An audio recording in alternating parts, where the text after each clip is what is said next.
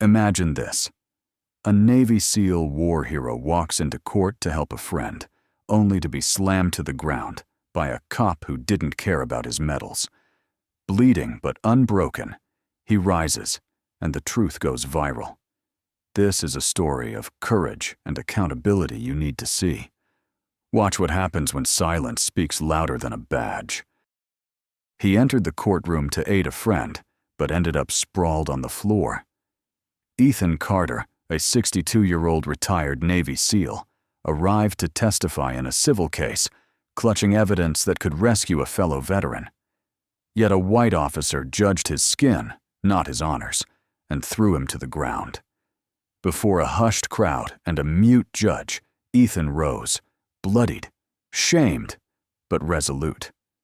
Why would a celebrated hero be treated as a felon in the nation he risked his life for? If this story grips you, please like, share, and subscribe to Mr. Mac's Stories for more compelling, real-life tales. Now, let's return to that courtroom in Richmond. Ethan Carter didn't seem dangerous. At 62, black, clad in a simple gray jacket, he carried no medals or uniform. Just a quiet man holding a tattered leather folder, striding through the resonant halls of the Henrico County Courthouse. His posture was erect, his gait firm. Yet his eyes hinted at battles waged abroad and at home. He wasn't there for personal gain. He came to support his longtime friend Matthew Hayes, a veteran amputee unjustly stripped of his disability benefits by the city. Ethan bore critical proof, documents that could sway the entire case. Nearing courtroom 2B, a uniformed figure blocked his path. Officer Travis Malone stood at the entrance, arms folded, his badge shining with undue pride. White, in his mid-30s, he carried himself as if his uniform granted him the power to judge who belonged. Malone scanned Ethan from head to toe. "Are you sure this is the right place?" he asked, his tone more mocking than curious. Ethan nodded calmly. "Yes, I'm subpoenaed to testify in the Hayes case. These papers are for the court." Malone eyed the folder, but made no move to accept it. His gaze tightened. "You're here alone? No lawyer with you?" "I wasn't told to bring one. I'm a witness, not a litigant," Ethan replied. Malone chuckled softly. "Sure. Witnesses don't usually stroll in looking like they're settling a traffic ticket." Ethan stayed composed. "I just need to hand this to the clerk before the hearing starts." Malone stepped closer, deliberately obstructing the way. His voice grew cold. "Leave it with me. I'll ensure it reaches someone." Ethan's tone remained even. "With respect, officer, these are certified medical records. I'm required to deliver them myself." Malone tilted his head. "You act like that's important." Ethan held his stare. "It is." "Listen," Malone said, his voice sharpening. "If you want to be taken seriously, dress like you belong in a courthouse." "I served 30 years in the Navy," Ethan replied. "I've faced places where rules meant life or death. This isn't unfamiliar." Malone's smirk faded. "Then you know what happens when you don't follow orders. Step back. You're not entering." Ethan gripped the folder tighter, but kept his voice level. "I'm not here to plead. I'm here to testify."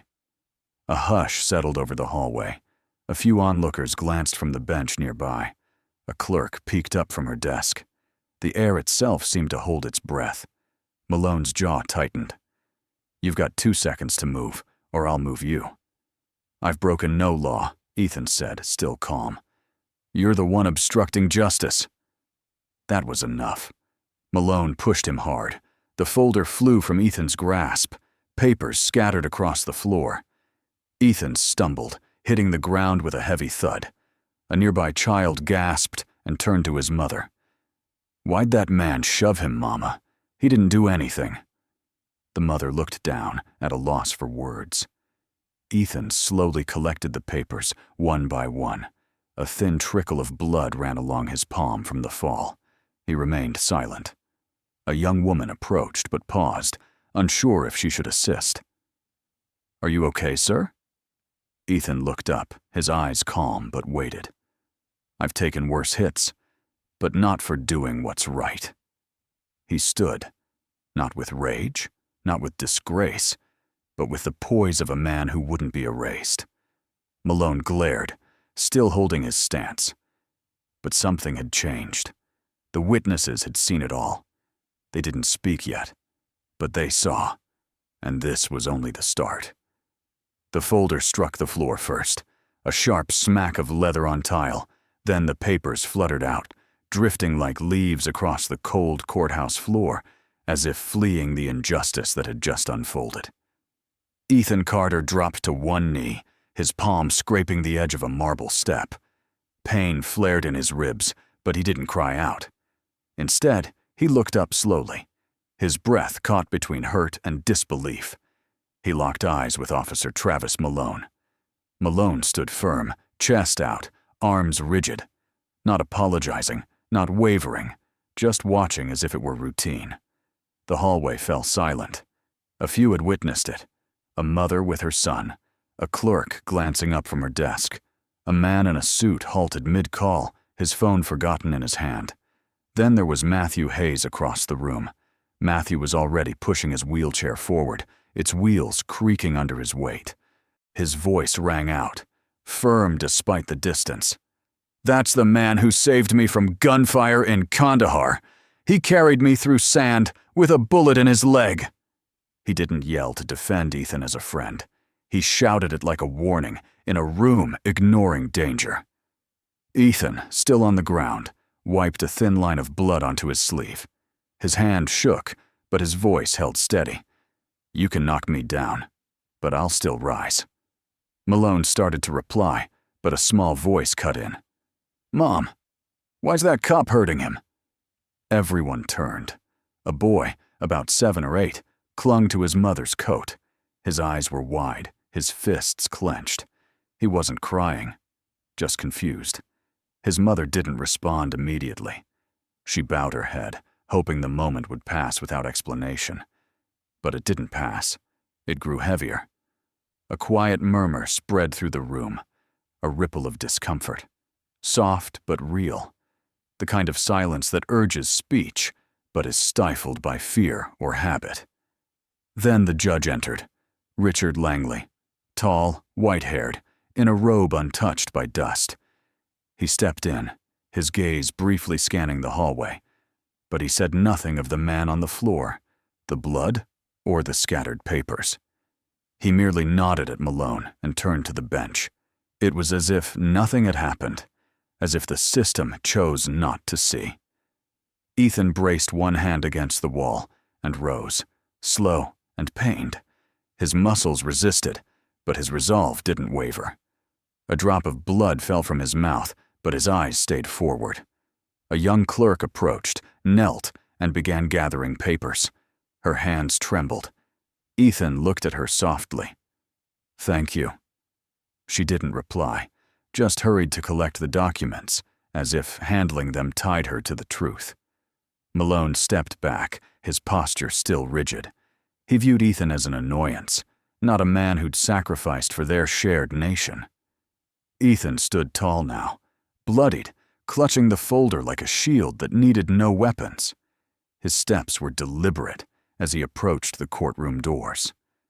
No one stopped him this time, not out of permission, but because the mood had shifted. Not all in the hallway would recall his name, but they'd remember his rise. Not angry, not broken, just a man who refused to vanish. That, somehow, was louder than any outcry. For a moment, the courtroom air grew so still, it felt like time had paused. Matthew Hayes clenched his jaw, watching Ethan struggle to stand. His hands shook, not from fear, but from rage and powerlessness. He began wheeling forward, his breath heavy. The pain in his lost leg faded as his need to defend took over. But as his wheels hit the aisle, a bailiff intervened. No words, just a heavy hand on Matthew's shoulder. Matthew looked up. The bailiff shook his head once, slowly. "Don't make it worse," he whispered, too quiet for others to hear. "Worse?" As if defending a friend who'd saved him from an ambush was now a crime. Matthew's eyes blazed, not with tears, but with fury he couldn't unleash. He stopped, fists tight on his armrests. Across the room, Ethan knelt. His fingers stiffly gathered the pages, scattered like broken wings. He didn't groan or curse. Each motion was silent, precise. His hand trembled, reaching for another sheet, but his gaze was firm, his jaw set. It wasn't weakness that shook him, but control, forged in wars and silences. From the third bench, a young woman watched, her phone hidden in her sleeve. Mia Johnson, a law student, was there to observe a civil case. Her professor called it educational. She hadn't expected a moment that felt like Judgment Day. Her hands shook, but she recorded discreetly. Her eyes glistened, not with tears, but with awakening. Something in her broke, not pity, but understanding. Then came the voice. "Sit down, boy." Officer Travis Malone didn't shout. He didn't need to. The tone chilled the air. The insult wasn't in the word, but the delivery. The tone Mia's grandfather had spoken of, from days when uniforms meant power, not honor. Ethan paused, just a moment. He raised his eyes slowly, not with anger, but with a patience that amplified the slur. He didn't respond. He didn't flinch. He reached for another page, as if Malone hadn't spoken. That silence roared. No one moved around them. No one stood to speak. No one left. Some shifted uncomfortably. A few averted their eyes. Others stared blankly, trained to ignore. In the back, a man with a notepad jotted something, perhaps about the trial, perhaps about the unfolding scene. The same boy whispered again, "Mom, why's he bleeding?" His mother hushed him, her hand on his head, but her eyes stayed on Ethan. It wasn't just silence in that room. It was surrender, an unspoken pact that this was normal, that a black man could be floored for appearing in court, with only rustling papers and a cop's sneer to follow. But Mia saw it, filmed it, and her hand wouldn't stop trembling. Ethan collected the final page and tucked it into the folder. It wasn't tidy anymore. Corners were creased. A red smear marked the top from his lip, but he held it close because it mattered. He stood fully, not fast, not theatrical, but steady, with a strength that didn't beg for notice but refused to yield. He didn't glance at Malone. He didn't need to. In that instant, every eye knew what they'd seen, even if they feigned blindness. And no one stirred. For a moment, the courtroom was frozen, not with calm, but with a tension that thickened the air. Every eye had tracked the shove, the voice, the fall. Now they watched a man rise, not just Ethan, but another. A voice broke the quiet, firm, seasoned, commanding. That man's Ethan Carter. Heads turned as an older white man in the second row stood tall. He was broad-shouldered, despite his years, in a dark gray suit with an American flag pin. His eyes, sharp and clear, fixed on the judge's bench, then on the man on the floor. He led SEAL Team 6 into Kandahar. He carried 3 wounded men under fire. I was one of them. It was Robert Langley, retired Major General, a name revered in military circles, a man who spoke only when it counted. And now he had. Malone's jaw tightened. His usual smirk was gone. He shifted, unsure where to look. Langley, Ethan, or the judge, still motionless, gavel untouched.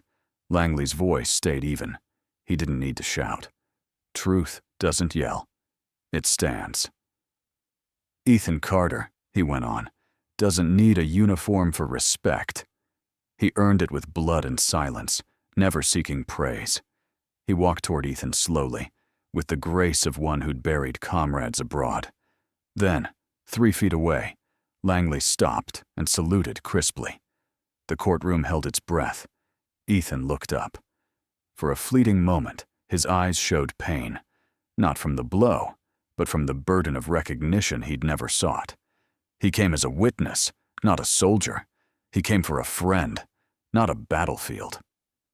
Across the aisle, Matthew Hayes' hand shook on his wheelchair. His voice broke as he whispered to Mia. He never told anyone, not even me. Mia brushed a tear from her cheek before it hit her phone. Her camera kept rolling, but her focus had changed. She saw not just wrong, but a crack in the system's soul, a moment where truth entered, bloodied and silent, and someone named it. An older spectator, a Vietnam vet by his faded POW/MIA hat, nodded slowly, lips pressed tight. A woman in business attire lowered her gaze, perhaps seeing her own silence. Still, the judge said nothing. Langley lowered his arm, faced the gallery, and said, "Want to talk about dignity in this court?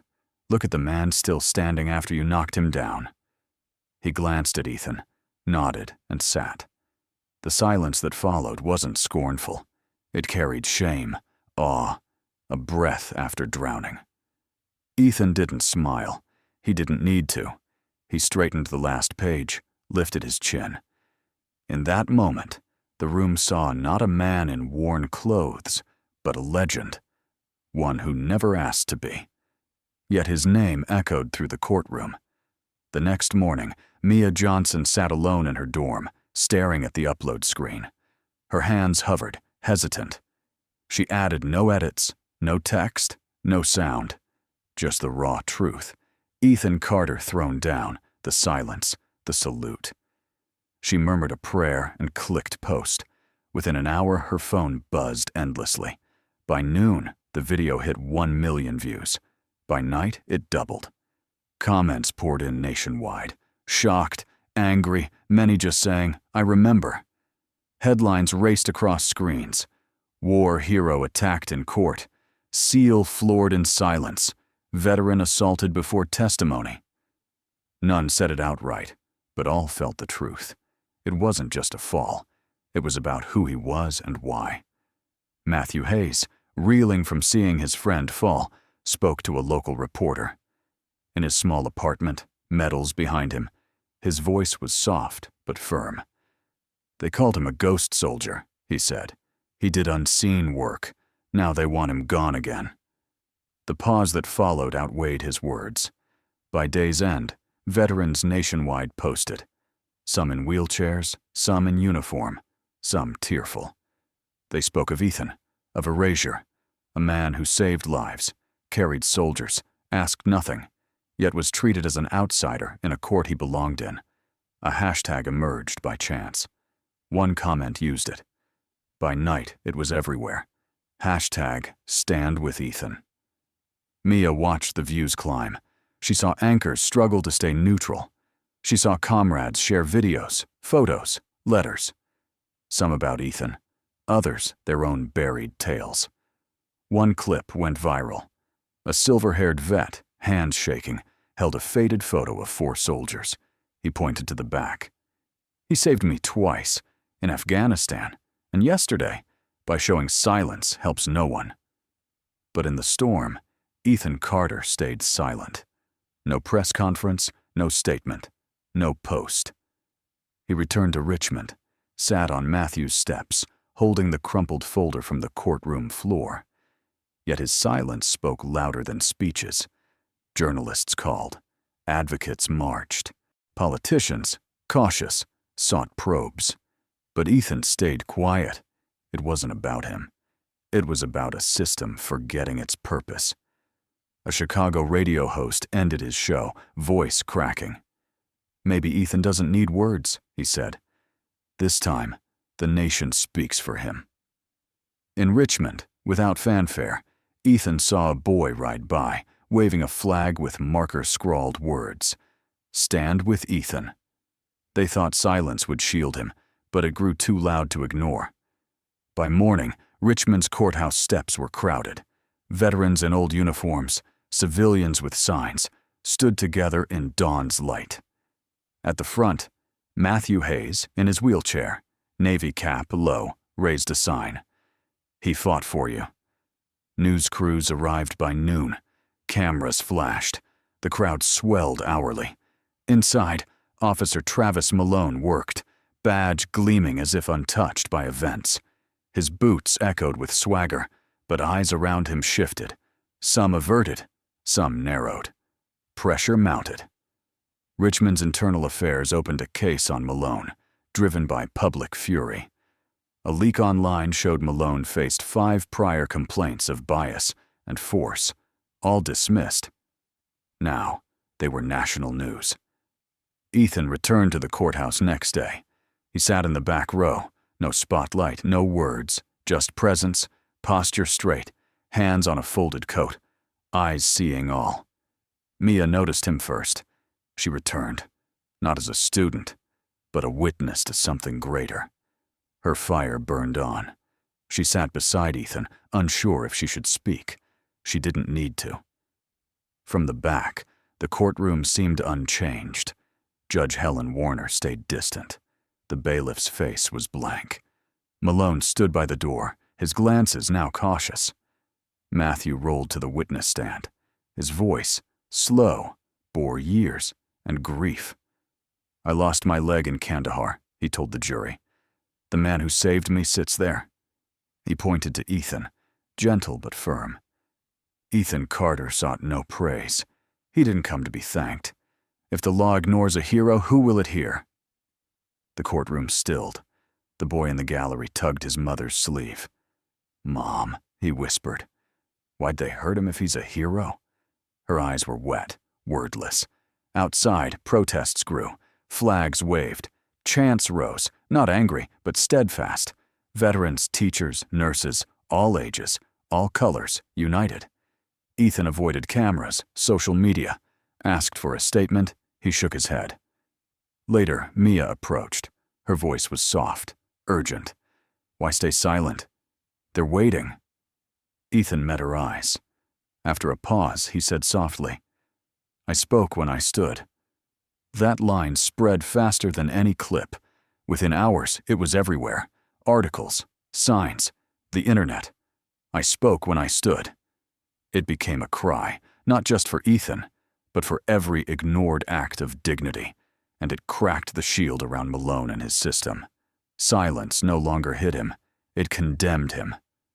The day the footage hit national TV, America shifted, not just in news or hashtags, but in homes, veteran halls, courts. People noticed. At 8:30 a.m., General Robert Langley went live on CNN. His voice, steady, carried decades of service. Asked about the viral video, he didn't waver. "We owe him, and we failed him," he said. "He carried me through sniper fire in Fallujah. America gave medals. That courtroom gave him a shove." The clip exploded online. Hours later, the National Veterans Council sent a letter to Virginia's governor, titled in bold, "When silence betrays, we demand justice." In Richmond, the courtroom was quiet that day. But outside, veterans lined the steps, some in wheelchairs, some with canes, all holding signs. "He fought for you. Now, fight for him." Matthew Hayes, in his Navy wheelchair, spoke to a reporter. "He saved me under bullets," he said. "I'll save him under cameras." His words hit the evening news, then became a rallying call. The footage replayed endlessly with Mia's video of Ethan's fall. Each airing drew more protesters. Georgetown law students launched a letter campaign to the Justice Department. Richmond's mayor, asked on air about an investigation, hesitated. That pause cost him approval. Inside the police department, tension brewed. Malone faced a closed-door internal affairs meeting. Some said he left pale, others that he shrugged it off. The city didn't shrug. A week later, Ethan got a Senate invitation for a hearing on veterans' rights and discrimination. He didn't reply at once. Maya found him on a courthouse bench, staring at the doors where he fell. She sat beside him. "Ethan," she said, "they're listening. They need your voice." He looked at her, face etched with silence. "I already spoke. When I stood," he said. She nodded, holding back tears. That day, a mural rose downtown by veteran artists. One side showed Ethan in uniform, carrying a soldier through fire. The other, him kneeling, bloodied, gathering papers. In gold letters, "Justice doesn't wear a badge. It carries a spine." The story went global. Anchors debated race in courts. Civil rights leaders demanded security reforms. Families new to military talks questioned veteran treatment, but Ethan stayed silent. No statements, no conferences. The world heard him. In his fall, his rise, his silence that shook a city. The courtroom hadn't been so full, not even for Richmond's big trials. Not gawkers this time, but those who served. Veterans, Gold Star families, cadets, and Mia, clutching her phone like a relic. Ethan Carter stood at the center, upright, silent. The public hearing drew cameras from every major outlet. Tension hung heavy, as if the walls braced for truth. The judge nodded, and Mia stepped up. No words, just a trembling thumb. The video played. No music, no cuts. Ethan's fall, papers flying, Matthew's cry, the child's question. Ethan's blood gleamed on the marble, sacred, spilled. A woman gasped. A man muttered, "God help us." Reporters paused typing. In that silence, Matthew wheeled forward, adjusting his flag pin, facing the room. "I saw a man carry 3 soldiers through enemy fire," he said, voice strong but pained. "I was one. The military called him a ghost, no trace. Today they dragged him like a stranger in his own land." He paused, breathing hard. This court tried to shame a man who carried America. Then Ethan stood, steady, disciplined. He ignored cameras, met each person's eyes. "I bled for this flag," he said, voice deep, unshaken. "Not for your applause, not for your ease, but for justice." He didn't yell or weep. The silence after was louder than bombs. Even the judge leaned forward, as if his words touched beyond law books. Officer Malone, near the aisle, stared down, his jaw trembling. Asked to defend himself, he opened his mouth. No words, just a sharp breath, then silence. The presiding officer spoke to the clerk. Effective immediately, Officer Malone is suspended pending review and investigation. A murmur spread, but no cheers. It wasn't victory. It was reckoning. The judge hesitated, eyes on the bench. She seemed ready to ignore the pressure on the court's honor. But a federal ethics official spoke up. "The court must address the bench's inaction during the misconduct. Your Honor, an inquiry is requested on your silence." The judge blinked. Struck by truth, she dodged. Her gavel sat untouched. Ethan nodded once. Not defiance, not anger, but acknowledgement. "Now you see." The session ended. No applause, no handshakes, just reverence. People stood as Ethan left. Some saluted, some bowed heads, but none spoke. Truth doesn't always shout. It needs room to stand. The cemetery was hushed, a quiet that let the world exhale. Wind whispered through trees, brushing white stones aligned like soldiers. Each bore a name, a life, a memory. Ethan Carter walked steadily, steps soft, as if not to stir the past. He held lilies wrapped in brown paper, stems wet with fresh water. The air was crisp, scented with pine, and something ancient, holy. He stopped at a grave with a flat stone, etched with 2 names, his and hers first. Below, a carved phrase, "She healed where others broke." He knelt, knees stiff from old wounds, and placed the flowers down. His fingers lingered on her name, seeking a pulse in cold stone. "I made it," he whispered, but wind stole his words. Behind him, wheels squeaked softly. Matthew approached, guiding his chair over gravel. On his lap, a folded American flag, corners crisp, stars atop. He stopped beside Ethan, gazed at the grave, then sky, and set the flag by the lilies. "For the man who saved me twice," he said quietly. "Once in Kandahar, once in court." Ethan didn't reply. He didn't need to. Their silence was heavy yet light, a silence that spoke all. A boy passed, holding his mother's hand. The courtroom boy. His eyes met Ethan's, hesitated, then tugged her sleeve. "That's him," he said softly. He stood when no one else did.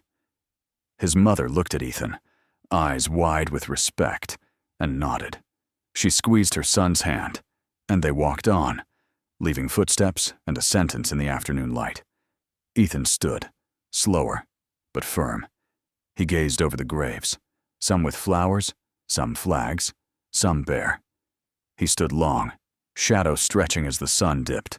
No speech, no music, just wind, memory, and a nation starting to see.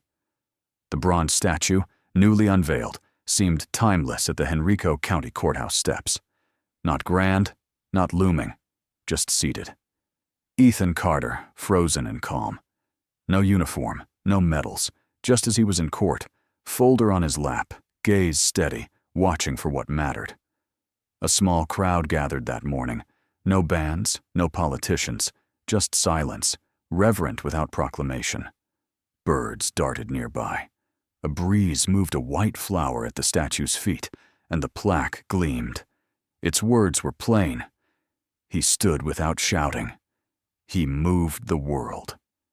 Behind, Matthew Hayes sat in his wheelchair, service cap brushed, jacket from the day Ethan saved him.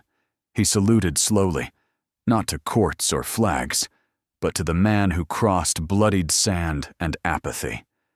Nearby, Mia Johnson filmed, not for fame, but memory.